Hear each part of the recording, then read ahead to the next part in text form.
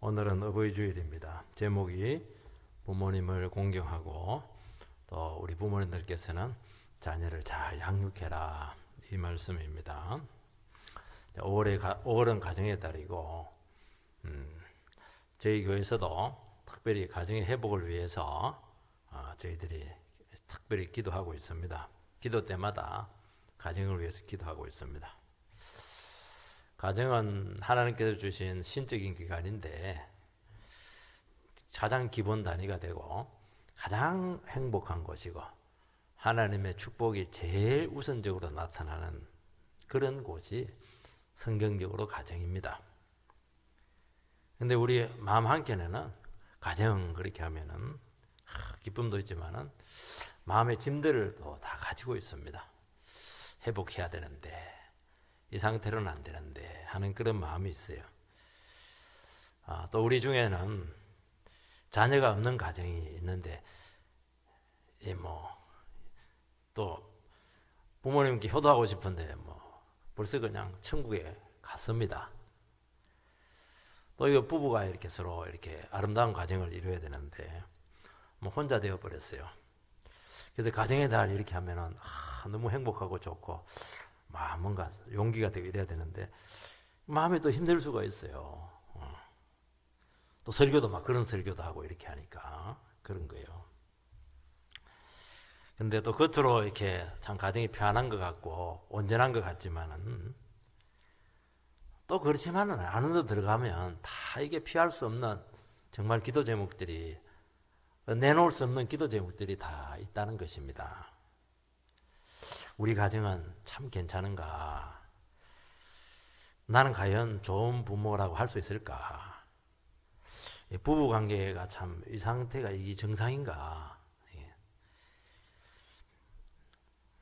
나는 이제 아버지인데 아버지는 자녀에게 어떤 존재일까? 좋은 아빠라기보다는 그냥 하나의 스폰서가 아닌가? 그런 생각을 할 수도 있는 것이고 자녀로서는 내가 정말 부모와의 관계가 제대로 되어 있는 것인가? 분명히 성경에서는 부모를 공경하고 주 안에서 순종하라 이렇게 했는데 안에 거부관계 있는 겁니다. 반감도 있거든요. 부모님들도 화내지 말고 주의 교양과 훈계로 양육하라고 했는데 그전에 너무 화를 많이 내가지고 자녀와의 대화가 끊어진 지 오래되었습니다. 대화가 돼야 훈육이 되든지 어떻게 할 텐데 대화 자체가 안 되고 마음에 벽이 있으니까 참 부담인 거예요. 설교를 들어도 이게 될까? 참 그런 각자의 그런 가정의 생각하면 많은 피할 수 없는 가정은 또 피할 수도 없어요. 포기할 수가 없잖아요. 가정은 내 가정인데. 그래서 어쩔 수 없이 우선적인 기도 제목이 있을 수밖에 없고 참 이게 가정이 좀 회복되기 위해서 우리가 가정의 달을 드리고 있는데 이번 5월달엔 꼭 기도해서 다 회복되기를 바라고요. 성경에서는 얼마든지 회복될 수 있다고 우리에게 약속하고 있는 것입니다. 첫 번째는 부모를 공경하고 순종하라 말씀을 하셨습니다. 1절 2절 자녀들아 주 안에서 너희 부모에게 순종하라 이것이 옳으니라. 내 아버지와 어머니를 공경하라 이것은 약속이 있는 첫 계명이니 모든 인류와 민족 종족 아무 상관없습니다. 공통적인 것은 부모에 대해서 공경하라 부모 말씀에 순종하라 이것은 인류 역사상 똑같아요. 변한 적이 없어요. 성경의 제일 우선적인 계명이 십계명인데요. 십계명 두 돌판으로 되어 있습니다. 첫 번째 돌판, 두 번째 돌판인데 첫 번째 돌판은 하나님에 대한 계명이고 두 번째 돌판은 이웃에 대한 계명인데 이 두 번째 돌판 첫 계명, 5계명이 내 부모를 공경하라. 윤리 계명의 첫 계명이 부모 공경입니다. 그 다음에 살인이 나오고 간음이 나오고 거짓말이 나오고 이런 것들이 막 나와요. 욕심이 나오고 이렇게 하는데 모든 윤리의 시작이 뭐냐? 부모 공경입니다. 그 모든 윤리 계명의 기초가 뭐냐? 부모 공경이에요. 부모 공경이 안 되고 다른 계명 그거는 의미가 없다는 거예요. 이건 출발이에요, 출발. 그래서 다른 윤리 계명들은 그냥 살인하지 말라 이렇게 돼 있는데, 간음하지 말라 이렇게 돼 있는데 5계명 부모 공경에 대해서는 약속이 딱 돼 있어요. 약속이 있는 첫 계명이라는 말이 약속이 붙어가 있는 거예요. 약속이 딱 붙어 있는 게 굉장히 중요하다는 거예요. 이거 지키면 약속 주겠다는 거예요. 약속대로 해주겠다는 거예요. 그 약속이 뭡니까? 내가 잘 되고 땅에서 장수한다는 겁니다. 오래 살고 싶으시죠? 부모님을 잘 공경하시기 바랍니다. 세상에 잘 되고 싶죠? 부모님께 잘 순종하시기 바랍니다. 이 공경한다 이렇게 할 때는 뭐 이분을 떠받든다 그런 의미도 있겠지만은 원래 뜻은 값을 매긴다 그런 뜻을 가지고 있습니다. 값을 어떻게 매깁니까? 굉장히 비중 있게 값을 매겨야 되는 것입니다. 여기라 이렇게 하니까 부모를 값싸게 여기는 가능성이 참 많거든요. 늙으면 어쩔 수가 없어요. 자꾸 상실이 옵니다. 몸도 약해지고 재정 능력도 떨어지게 되고 관계도 이렇게 자꾸 이렇게 단절들이 많이 생겨요. 외롭죠. 그 정신줄이 자꾸 왔다 갔다 합니다. 약해져요. 그래서 가정에서 부모님이 다음이 될 가능성이 많아요. 그리고 나머지가 됩니다. 우리 다음에 이렇게 되는 거예요. 그리 하지 말라는 거예요. 부모의 값을 높게 치라는 겁니다. 부모를 중심이 되게 하라는 것입니다. 그래서 의도적으로 가치를 두라. 여기라 이렇게 한 거니까 자꾸 이걸 잊어버리거든요. 자꾸 그렇게 부모가 소중하다는 걸 자꾸 되새기라는 거예요. 그리고 그것을 가치 있게 하시라는 겁니다. 그게 뭡니까? 당신의 의견을 소중하게 여기는 것이죠. 장수촌을 이렇게 그 인류학자들이 분석을 했습니다. 장수촌이 어디냐? 물이 좋고 음식이 좋고 뭐 그렇게 되게 공기 맑고 이렇게 하는데 아니었어요. 부모의 권위가 존중되는 곳이 장수하더라는 겁니다. 참 신기하죠. 부모가 의사결정에 계속 관여해주고 이렇게 하는 데가 보면 그 사회가 굉장히 안정적이었다는 거예요. 불안정하면 일찍 죽거든요. 안정적이니까 오래오래 같이 잘 사는 겁니다. 이런 부모님께 순종하는 것은 옳기 때문입니다. 옳다고 하는 것은 하나님께서 그렇게 만들었다는 거예요. 창조할 때 부모님께 순종하도록 창조 원리로 주어진 겁니다. 여러분 창조 원리를 거스리면 재앙이고 저주입니다. 바다는 땅 위로 올라오면 안 돼요. 땅 위로 올라오는 게 쓰나미잖아요. 대재앙이잖아요. 부모를 공경하지 않고 순종하지 않는 것은 창조 원리를 거역하는 것이니까 대재앙이 오는 거예요. 이게 저주가 온다는 거예요. 이게. 부모는 존경할 만하고 항상 이분들이 바르기 때문에 순종하는 것이 아닙니다.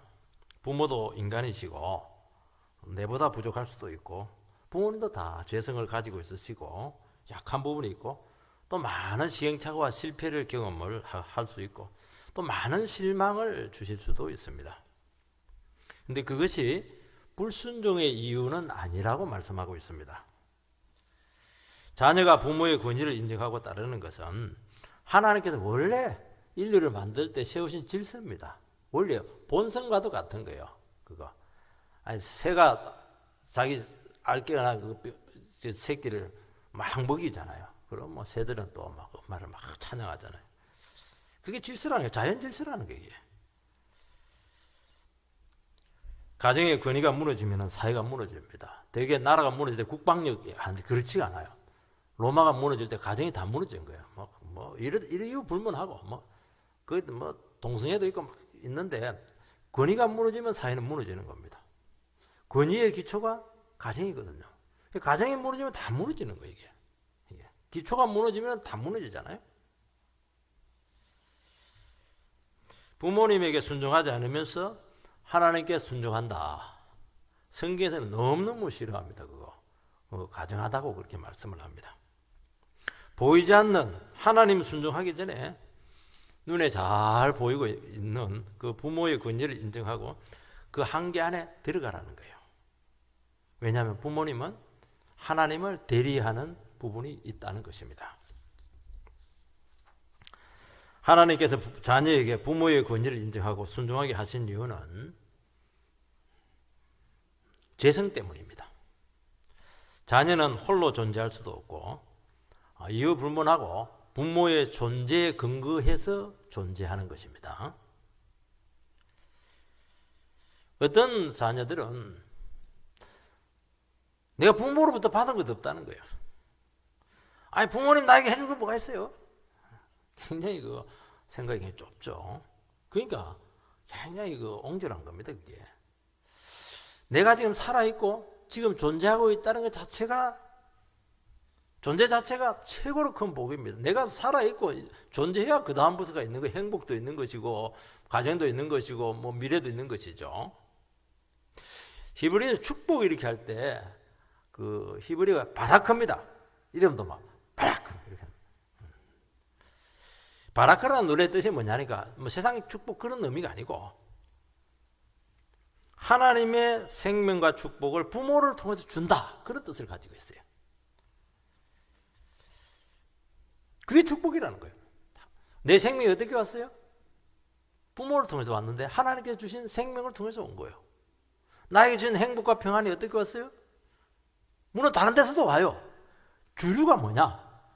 부모에게 주신 그 안정감을 통해서 나에게 온 거예요. 부모를 통해서 다 줬다는 거예요. 중요한 건 다 줬다는 거예요. 그게 축복이라는 거예요. 이게. 굉장히 성경적이죠. 물론 우리는 질적으로 양적으로 만족은 되지 않을지 모르겠지만 여러분 살아있잖아요. 건강하잖아요. 그래도 혜택 많이 받았잖아요. 못났더라도 모든 것은 부모로부터 출발한다 하는 것이 성경의 정신이라는 것입니다. 인간의 근본적인 죄는 하나님을 인정하지 않는 것입니다. 뭐 살인이나 간음 전에 하나님을 인정하지 않는 것이 그게 근본적인 죄입니다. 왜 인정하지 않느냐? 내가 주인이고 왕이기 때문이고 내 마음대로 살고 싶은 거예요. 위아래도 없이 마음대로 살고 싶은 거예요. 그래서 기지를 부리고 자기를 자꾸 주장하는 그런 죄성으로 자꾸 드러나게 되었다는 것입니다. 하나님께서는 뭐 하나님 그 소리 하지 말고 하나님께서 세우신 부모의 권위 안에 들어가도록 했다는 것입니다. 그래서 부모의 지도를 받고 부모의 교훈을 받고 양육을 받고 기도를 받고 그렇게 했다는 것입니다. 그래서 공격한다 이렇게 할 때는 뭐 인사 이렇게 잘하는 것도 있고 이번에 명절인데 봉투도 좀 갖다 드리세요. 흰 봉투 되게 좋아하세요. 그것도 좋아요. 그분의 사상을 좋은 것들을 따른다는 것이고 그냥 말로만 순종하는 것이 아니고 정신적으로 육체적으로 이렇게 순종하는 이 자리까지 가는 것이 진정한 부모의 공경이라는 것입니다. 인간 기질은 어릴 때 바로잡지 않으면 이게 참 고치기가 어렵습니다. 맹수들을 조련하는 조련사들은 이미 커버리면 조련이 안 돼요. 사자, 호랑이들 아주 어릴 때 맹수성이 드러나기 전에 그때부터 이제 맹수성이 드러나지 않도록 그때부터 이제 훈련을 시키는 것입니다. 자녀는 처음에는 천사 같죠. 조금만 키워보면 맹수입니다. 그거 작은 맹수예요. 반항하고 고집하고 떼쓰고 막 이런 것들이 뭐 금방 몇 년 지나면 나타나는데 그거는 부모님만이 다스릴 수 있다 그렇게 말씀하고 있습니다. 왜냐하면 이 맹수성이 고쳐지지 않으면 사회생활이 굉장히 어렵고 인생이 굉장히 험난해요. 반드시 실패합니다. 가정에서 다 이루어져야 된다는 거 이런 것들이 그래서 가정교육이 중요하다 하는 말이 여기서 나오는 것입니다. 끄끄진 의지로 하나님 북맞아 서야 돼. 사람은 안 꺾이려 하거든요. 근데 부모는 꺾을 수가 있다는 거예요. 저희 어머니는 안 믿었지만 뭐 일단 막 이불에 오줌 쌌다 이거는 확실하게 꺾어놓더라고요. 그때부터는 뭐 절대로 그냥 그래야죠. 버릇없다 이러면 막 확실히 꺾어놔버려요. 그러니까 그때 반항을 할 수가 없어요. 그러면서 부모의 존재를 인식하게 되고 공경하게 되고 순종하게 되고 조심을 합니다. 요즘은 이게 안 되니까 조심성이 없어요. 막 교회에서도 막 조심성이 없고 지하철 타고 이렇게 하면 조심성이 없고 이렇게 되거든요. 이걸 좀 꺾어놔야 되는데 이 두려운 마음을 좀 가져야 되는 겁니다. 이게 이런 것들에 있어서 굉장히 놓치고 있다는 것입니다. 이것은 소심한 자녀를 만들라는 것이 절대로 아닙니다. 바른 권위를 인정하고 순종할 때 이것이 하나님을 인정하는 첫걸음이 되는 것이고 이것이 될 때 축복이 온다는 것입니다. 그리고 여기서 진정한 자신감과 안정감이 생기는 거예요. 인간은 어쩔 수가 없습니다. 자기 독불장군 없어요. 반드시 누군가의 도움과 혜택과 지도와 배려를 통해서 인생을 살아가는 것이지 절대로 혼자 살아갈 수가 없어요. 최고의 지지자가 누굽니까? 부모님이잖아요. 끝까지 지지해 줄 거 아니에요. 그분과의 관계가 바로가 되어 있으면 영원한 지지자죠. 그것처럼 많은 혜택이 어디에 있어요. 반은 먹고 더 들어가는데요. 여기서 오는 자신감, 안정감은 대단한 거예요. 이거는. 그러면서 사람은 나와지는 겁니다. 사람은 그 존재를 인정할 때 닮아가거든요. 부모를 통한 하나님의 축복을 받는다는 것입니다. 그래서 하나님께서는 그런 자녀에게 너 인생이 옳다. 그것을 인정하고 잘 되게 하신다는 것입니다. 부모에게 불순종하면 그것은 틀린 것이다. 그렇게 주님께서 판정을 내리시고 네가 아무리 열심히 살고 똑똑하고 잘나도 네 인생 틀리다는 것이 증명되는 삶이 드러나게 될 것이다. 그렇게 말씀을 하고 있는 것입니다. 두 번째는 주 안에서 순종을 해야 됩니다. 이제 순종을 해야 되는데 무조건 순종해야 되느냐? 전제가 하나 붙어 있습니다. 1절에 보면 자녀들아 주 안에서 너희 부모에게 순종하라. 이 말을 잘 해석을 해야 됩니다. 불신자 부모는 주 밖에 있으니까 순종하지 말라. 그것은 아닙니다. 부모는 신불신을 상관 안 해요. 부모 존재 자체가 하나님을 대신합니다. 다 대신하는 건 아니에요. 권위적인 부분에서 대신하는 부분이 있다는 겁니다.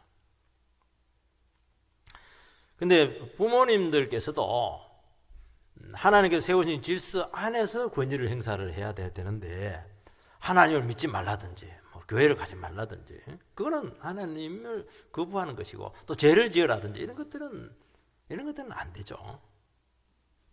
그거는 이제 주 안에서 그거까지 순종할 필요는 없지만 여기에 대한 불순종도 아주 지혜롭고 겸손하게 잘해야 된다는 겁니다. 막 부모를 깎아내리고 막 이렇게 하면서 그렇게 하지 말고 기도하면서 그러니까 자꾸 부모에 대해 기도를 많이 해라는 거예요. 부모님 예수를 믿으면 참 좋을 텐데 안 믿으니까 그런 일이 생기는 거거든요. 그 짐은 또 자녀의 짐이라는 거예요. 부모 구원에 대한 자녀의 짐이 있다는 것을 이야기하는 것입니다. 이거 아니고 나머지는 다 순종해라. 이제 그렇게 볼 수가 있죠. 제 아닌 것은 순종해야 돼요. 근데 우리가 실제 살아가다 보면은 도무지 순종하기 곤란할 때 참 힘들잖아요. 여기서 아픔이 있는 거예요, 우리들은. 그 부모의 권위를 두고 눈물로 기도해야 되는 겁니다. 참 부모의 자기 뜻대로 막 욕을 할 때 참 이게 순종을 해야 되겠는데 이게 참 안 따라지고 싶은 마음이 많다는 거예요. 순종 안 하면 괴로우니까. 그러니까 자녀도 눈물로 기도를 많이 할 수밖에 없다는 것입니다. 그래서 부모 순종은 우리 힘으로 안 된다 하는 것입니다. 인간은 누구나 권위나 질서에 대해서 거부하는 본성이 있습니다. 내가 왕이기 때문이죠. 그래서 바른 권위인데도 불구하고 일단은 반감을 가져요. 거부하는 본성이 있습니다. 부모가 순종할 만하거나 모범이 되지 않으면 얼마나 반감이 생기겠어요. 바른 권위도 막 하나님도 거부하고 싶은데 말씀대로 거부감이 생기는데 순종할 만하지도 않고 모범도 안 되고 이렇게 하면 막 진짜 힘들죠. 반감이 커지는 겁니다. 그래서 오해가 생기고 상처가 쌓일 수밖에 없는 것입니다. 그리고 피할 수가 없기 때문에 사회 사람들은 사회생활 안 하면 되지만 가정의 부모는 이게 피할 수도 없고요. 감정적으로 이게 얽힐 수밖에 없습니다. 그래서 부모를 그 역할 구실을 찾게 되고 자꾸 정당화를 시키게 되는 것입니다. 그래서 우리 힘으로 안 돼요. 주 안에서 순종하라고 우리에게 권면하고 있습니다. 자녀는 부모들에 대해서 이중적인 마음을 가지고 있을 가능성이 참 많아요. 부모라고는 너무 큰 대상이잖아요. 극복이 안 돼요. 부인할 수도 없고 또 존중합니다. 너무 소중하죠. 부모처럼 나를 아껴주신 분이 누가 있겠어요? 너무 도움이 되죠. 그런데 한편은 부담스러운 거예요. 또 족쇄처럼 여겨지기도 하고 좀 떠나고 싶은 마음이 또 있는 것입니다. 부모를 공경해야 되는 것은 아는데 이게 안 되는 거예요. 이게 안 되는 거예요. 섭섭하고 미움도 있고 심지어는 막 복수심도 생기기도 하고 사회에서도 또 사고도 많이 나요. 그 이유는 죄인이기 때문이고 인간은 어쩔 수 없이 자기 중심성을 가지고 있기 때문입니다. 그래서 의외로 참 가정이 괜찮아요. 누가 봐도 참 행복한 가정이고 풍족하거든요. 부족한 거 없어요. 공부 다 했어요. 도리어 공부 많이 해서 유학까지 갔어요. 그런데도요, 유학생들 막 그냥 설교해보고 이러면 저는 안 해봤지만 들어보면 그렇게 여한이 많대요. 부모에 대한 상처가 그렇게 많대. 눈물 그리 많이 흘리는데 외국 가니까 더 한가 봐요. 괴로워한다는 겁니다. 이게. 유학까지 보내준 부모에게 뭐 억울한 게 뭐가 있어요? 안 그렇다는 거예요, 이게. 이게 간단하지가 않아요, 이게. 근데 한편 같은 부모인데도 불구하고 어떤 자녀는 또 상처가 별로 없어요. 쉽게 넘어가고. 문제가 안 되는 경우가 많은데 어떤 자녀는 이게 뭐 참 못 넘어가요. 까다롭고 고집이 좀 있고 굉장히 이기적인 겁니다. 그래서 이게 꼭 부모만의 책임이라고 할 수가 없는 거예요. 그 자식에게도 책임이 많다는 것입니다. 그래서 마음 안에 사랑과 증오가 쌓여. 그걸 애정이다 그렇게 하는데 그런 것들이 우리에게 쌓일 수밖에 없습니다. 사랑하는데 미워하는 거예요. 이분이 인정하는데 싫은 겁니다. 그래서 마음이 늘 둘로 갈릴 수밖에 없습니다. 그러면 무슨 문제가 생기냐? 마음이 확 열려야 되거든요. 안에 뭐 그림들이 없어야 되는데 그게 안 되는 거예요. 좋은데 또 다른 마음이 있는 거예요. 그래서 인생의 결정적인 순간들이 그런 것들이 종종 살아나서 우리 인생에 많은 발목을 잡습니다. 효도를 해야 하는 것은 아는데 의외로 불효자들이 참 많아요. 스스로도 불효자라고 그래요. 그래서 무덤 앞에서 막 울부짖는 자식들은 애환이 참 많은 겁니다. 돌아가시기 전에 관계를 회복해야 되는데 회복을 못하고 이제 회복할 길은 없고 거기서 막 울부짖는데 뭐 돌아가시고 나서 그래봐야 무슨 소용이 있겠어요. 돌아가기 전에 다 정리가 돼야 되지 않겠습니까? 하나님은 마음과 행동으로 순종하라고 말씀하고 있습니다. 왜냐하면 불순종하는 이 마음이 회복되지 않고 관계가 정상적으로 돌아오지 않으면 마귀가 항상 그 영혼을 끌고 갑니다. 왜냐하면 이거는 피한다고 되는 게 아니거든요. 영원히 같이 가야 되기 때문에 어쩔 수가 없어요. 빨리 회복을 해야 돼요. 안 하면 계속 이 문제가 어려움을 준다는 거예요. 이게. 여러분 부모와의 관계는 가장 기초적인 관계에 있는데 가장 기초적인 관계에 어려움을 겪게 된다면 나머지 관계는 참 힘들어지는 거예요. 그리고 관계들이 어긋나게 되겠을 때 영혼이 병들 가능성이 굉장히 많습니다. 그러니까 인생이 이렇게 온전할 수가 없습니다. 여러분 부모와의 관계가 문제가 있으면은 의미 있는 일을 추진할 수 있는 그 내적인 힘이 굉장히 약해집니다.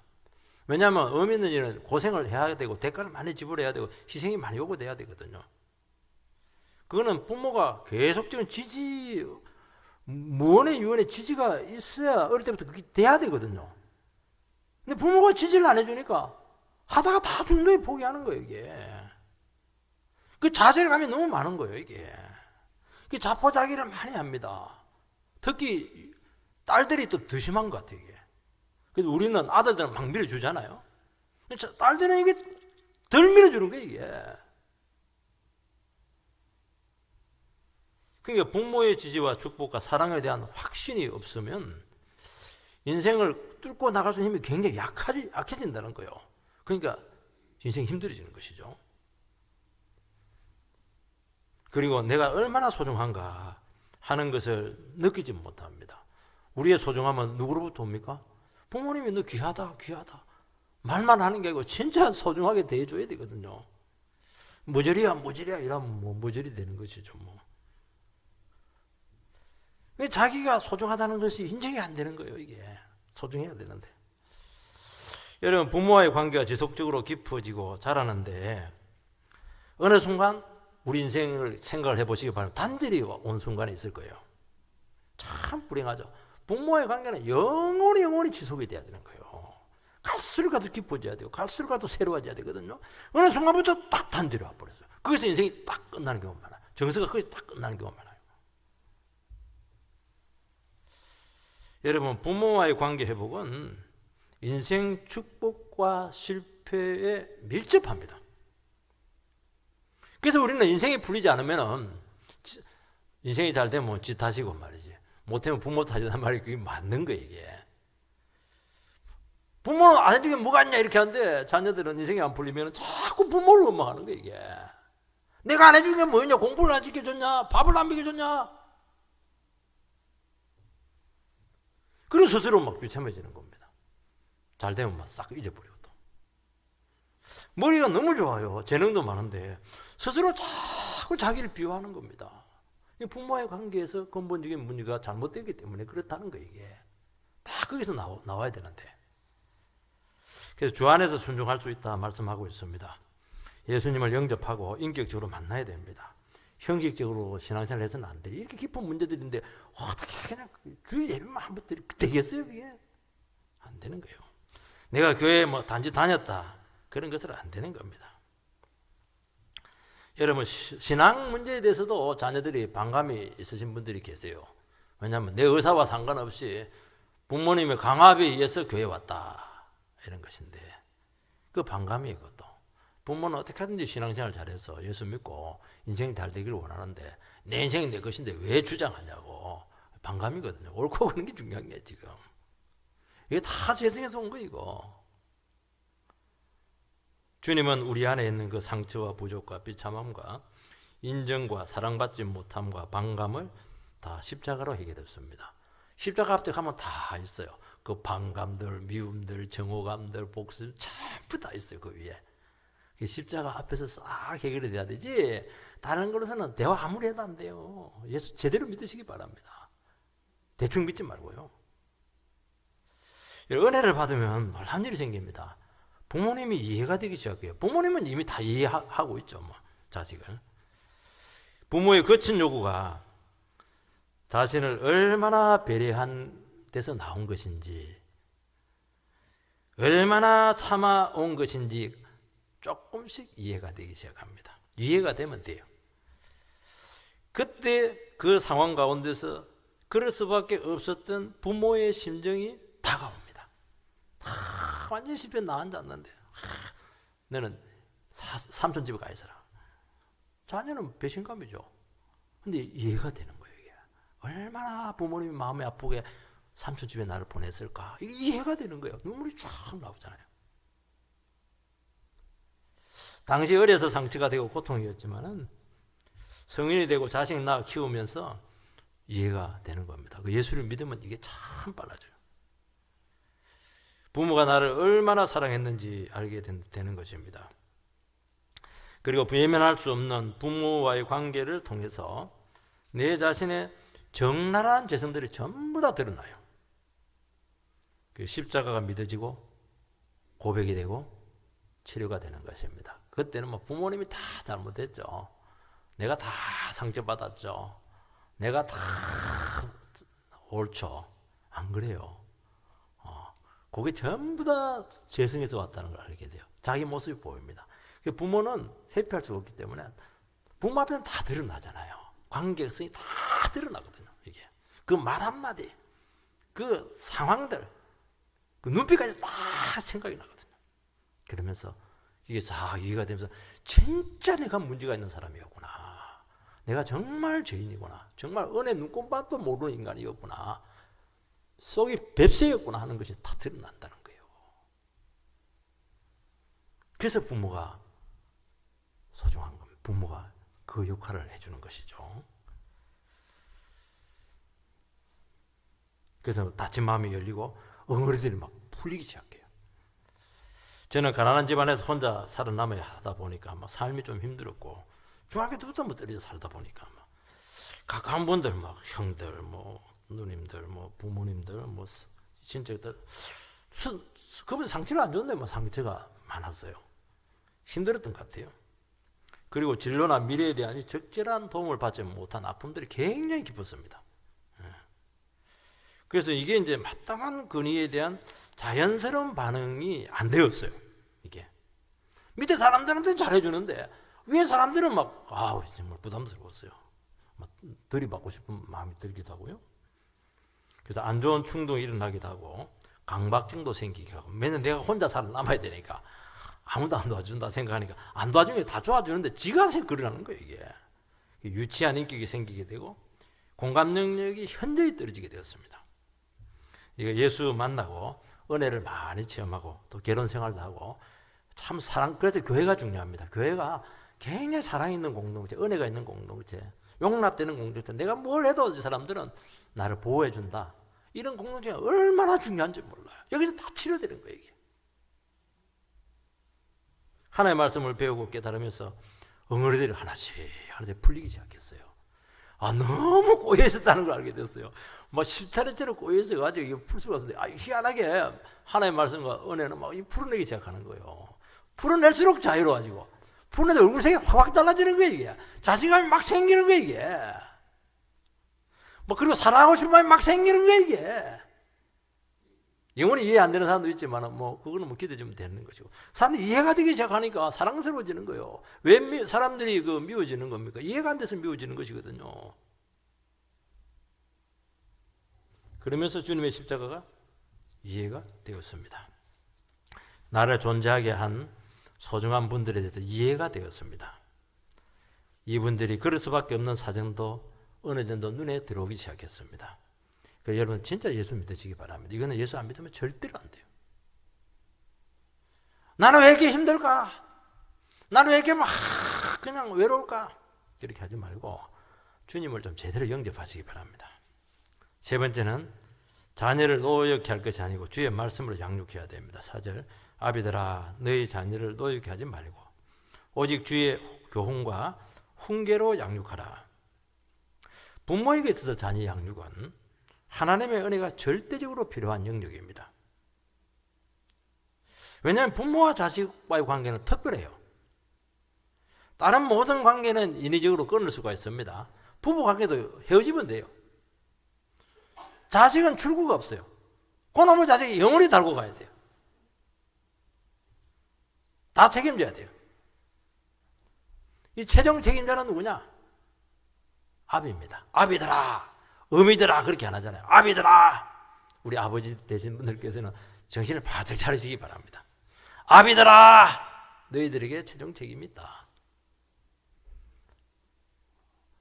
아비들은 부인한테 다 자녀 교육을 맡겨버리고 돈 벌러 다니고 사회생활 한다고 막 시간 없다고 이렇게 하는데, 그래 하지 말라는 거예요. 그리고 중요한 순간에 결정을 내려줘야 되고 책임을 딱 져야 되는 겁니다. 여러분, 자식을 제대로 키우면 대대로 축복이 돼요. 그리고 그 영광은 전부 다 부모에게로 돌아갑니다. 여러분, 아무리 세상 성공해도요, 자식 농사 망치면 힘들어요. 그렇게 수치가 되고요, 미래가고요, 집에 들어가면 막 힘이 안 나요. 여러분, 자식이 굉장히 중요한 거예요. 성공하시기 바랍니다. 여러분, 자녀는 부모 사랑과 희생이 필수적이에요. 끊임없이 퍼줘야 되고, 근데 문제는 희생한 만큼 결과가 안 나타난다는 겁니다. 해준 만큼 나타나는데 절대로 그런 일은 없어요. 안 바뀌어요. 안 변해요. 그래서 부모가 얼마나 성령 충만해야 되겠습니까? 얼마나 하나님께 붙들려 있어야 되겠어요? 다른 건 다 되는데, 돈으로도 되고 다 되는데 자식만큼은 안 돼요. 절대로 뜻대로 안 돼요. 그러니까 끊임없이 자기 부인 과정이 필요하다는 것입니다. 이 자녀를 노엽게 하지 말고 주의 교훈과 훈계로 양육하라. 분노로 때리거나 책망하면 안 됩니다. 관계가 기본 관계가 깨져버리면 그때부터 아무것도 안 돼요. 우리 선조들이 지혜로웠던 것 같아요. 우리들은 성질을 막 한대 때리고 붙었는데 이 분노거든요. 우리 선조들은 종아리 걷어. 너 왜 맞아야 되는 줄 알지? 거짓말했잖아. 사기쳤잖아. 5대다. 셋, 하나, 둘, 셋, 넷, 5. 이러니까 분노가 없는 거예요. 이거는 맞아야 될 이유가 있거든요. 회초리 들고 가져와 이러면서 다리 올려 위에 올라가 이러면서 이제 싹 이게 제대로 된 징계가 되는 거잖아요. 여러분 관계가 깨지면 더 이상 대화가 안 되고 훈육할 수가 없습니다. 그런다고 해서 무조건 참고 있을 수도 없잖아요. 왜냐하면 자식도 죄인이거든요. 저리 살면 결과가 뻔한데 그걸 어떻게 첫날 만날 봐주고 있겠습니까? 그러니까 속이 타는 겁니다. 부모는 은혜를 구하게 되는 것이죠. 내 힘으로 키울 수 없다 하는 것을 뼈저리게 고백하는 순간이 온다는 것입니다. 자녀들은요, 머리가 굉장히 공부하는 머리는 띠한데 부모에 대한 머리는 굉장히 좋아요. 부모를 괴롭히는 방법이 얼마나 많은지 몰라요. 수백 수천 가지. 그래서 화나게 하고 인내 한계점까지 막 끌고 가요. 몸도 지치고 영혼도 지치고 두 손 들어봐도 확 타듭니다. 나는 없다. 나가버려. 그래서 부모를 성숙하게 하는 원수는 자식입니다. 그렇게 안 변하던 그 부모가 사자 새끼 2마리 딱 키우면 뭐 그렇게 사람이 겸손해져 있어요. 여러분 자녀 양육은 먼저 부모가 말씀으로 변해야 됩니다. 눈물의 기도는 자식만 바꾸는 게 아니고 부모가 먼저 바뀌는 거예요. 그래서 눈물로 자꾸 기도해라는 거예요. 그 자기 자식의 모습을 통해서 자기 자신의 모습을 보게 되는 것입니다. 버리고 싶은 그 자식 누구 자식이에요? 내 자식이잖아요. 그 자식이 어디서 왔어요? 애먹이던 그 모습이 누구의 모습이에요? 부모는 자식은 부모 한 대로 합니다. 좋은 거 하면 좋은데 안 좋은 거는 막 틀림없어요. 그래서 자기 자신의 불행을 부모 때문이라고 막 반박을 하기도 하고 그렇게 하는 것입니다. 예수님이 부모님이 뭐 제대로 신앙생활 했어요? 예수님 닮은 모습이 어디 있습니까? 막 그렇게 대드는 자식도 있습니다. 그렇게 나오는데 부모가 제대로 신앙생활을 하지 않으면 뭘 요구할 수가 있겠습니까? 자식들한테. 그나마 신앙조차도 요구할 수가 없는 거예요. 그리고 부모는 기준을 낮춰야 돼요. 조바심 내지 말고 욕심을 버리시기 바랍니다. 자기가 그렇게 변했으면서 부모 자식에 대해서는 여유가 없는 거예요. 이게. 그러니까 막 다그치는 것이거든요. 여러분 주의 교양과 훈계로 양육해야 됩니다. 교양을 징계나 체벌이죠. 교양은 징계나 체벌이에요. 징계나 체벌이 필요하냐? 성경은 인정을 합니다. 왜냐하면 자녀의 재성은 말이나 본을 보인다고 해서 잘 안 돼요. 기질이기 쉽지가 않아요. 반항심, 교만 이것은 형벌적인 요소가 필요하다는 것을 성경에서는 인정을 해요. 이건 권위로 요구해야 될 부분들이 많아요. 근데 욱하는 건 안 된다는 겁니다. 오늘날 교육은 반대죠. 피교육자 중심입니다. 몬테소리 것들 전부 다 이게 피교육자 중심이에요. 권위식, 주입식은 아니고 피교육자가 내용과 방법을 결정하도록 하는 것이죠. 이해하게 하고 자꾸 설득하게 하는 겁니다. 그거 중요해요. 그것도. 그렇지만 체벌은 절대로 안 되는 것이죠. 그렇지만 재성의 문제는 이게 형벌적인 요소가 들어갈 수밖에 없다는 것도 성경은 인정한다는 거예요. 너무 인격적인 부분을 강조하다 보니까 오늘 교육 현장들이 너무 무너져 버렸어요. 여러분 인격적이고 그렇게 하면 학생들이 감동해서 돌아올 것 같아요? 악용합니다. 기어 올라버려요. 그게 인간이라는 거예요. 자발성을 유도하는데 자발적으로 공부를 안 해버려요. 그게 문제라는 거예요. 그래서 말씀을 가르쳐야 된다는 거예요. 말씀을 오래 받게 해야 된다는 것입니다. 부모가 말씀에 순종을 해야 되고 부모가 인격과 삶으로 녹여낸 그 진리는 자녀에게 굉장한 힘을 가지고 있어요. 자기는 말씀대로 안 살면서 자기는 안 바뀌었으면서 딱 잔소리만 하면서 인내로 기도하지 않았으면서 막 그러니까 안 되는 거예요. 대가를 지불했냐는 거예요. 이게.